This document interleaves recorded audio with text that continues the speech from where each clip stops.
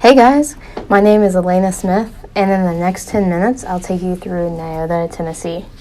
This place holds the oldest train depot in the country and is home to history that freed American women from being owned by their fathers, husbands, and brothers. If you have strong women in your life, you should probably learn a little bit about the 19th Amendment, women's right to vote. The story itself is wild, and I'm excited to share what I found. My adventure starts out at Niota City Hall. Here I was welcomed to the county and given a personal tour of the oldest depot. Many locals have been here their whole lives. Of the people who I interviewed, they said the reason they chose to stay rooted in Southeast Tennessee is because the city is rich in history. With a residential population number of only 722 people, I was curious to see how a small town could influence the whole nation for the rest of history. This is when I was introduced to the name Harry Byrne, Niota native. Now, Harry Byrne was alive during the time of extreme social change. Women had been fighting for years for suffrage. I thought it was crazy how America had banned alcohol through Prohibition and had given African Americans the right to vote at a time where the KKK was at an all-time high in citizen membership. And all this happened before letting women have a voice in political affairs. This is especially ironic because at the time, President Wilson had had a massive stroke and was unable to serve his duty as president. The First Lady, Edith Wilson, stepped in and assumed his role in leading the nation. All of these now obvious factors were overlooked in the 1920s when the left and the right were painfully going back and forth over the hot button voting topic. Anyways, Harry was elected as a state representative at age 22. Suffrage had been passed by Congress, but before the amendment could be law, it had to be ratified by 36 of the 48 states. 35 states had ratified the proposed law, so women only needed one more state. The voting was held in August 1920. These video clips are from his home. Byrne initially voted red, or anti-suffragist, on the first two votes to table the amendment. He showed his vote through what color rose he wore in his handkerchief pocket, which was red. On the vote to table, the Tennessee House of Representatives was tied at 48-48. There's a revote. Again, there are 48 red roses and 48 yellow roses, yellow being for suffrage. Now it was time to actually vote on the merits of the amendment, and this is where the drama really came into play. Leading up to the voting time, Byrne received a letter from his mother, Feb Byrne. She wrote about all sorts of things, but towards the end of the letter, she spoke to him about voting for suffrage. She mentioned that she had been waiting to see how he stood, but had not seen anything yet. She reminded him,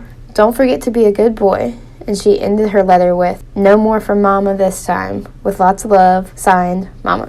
Clearly, he respected his mom. She had been widowed for years and had been the powerhouse of the family. In hindsight, it isn't so surprising that her influence was a driving force that ultimately led Harry to lay his red rose on the table and break the tie in favor of suffrage. As the deciding vote was cast, the house gallery exploded into loud cheers. So loud, in fact, it could be heard from the Hermitage Hotel, located over a block away from the Capitol. Byrne returned home to a warm welcome in Niota, and McMinn County would send him back to Nashville for a second term as he rode a wave of support from newly registered women voters. On these grounds, Byrne died in his favorite chair, watching a baseball game in 1977, but not before he could change the history of women's suffrage. Thank you guys for taking a seat and learning a little bit about the man who made independence possible for the women of the present. If you want to learn more, I suggest picking up the book Tennessee Statesman, Harry T. Byrne, written by Tyler Boyd, or visiting Harry's estate, which is now renamed the Rutledge Estate, located at 818 East Farrell Street, Niota, Tennessee, 37826. A special shout out to Richard Rutledge, who opened his house to me.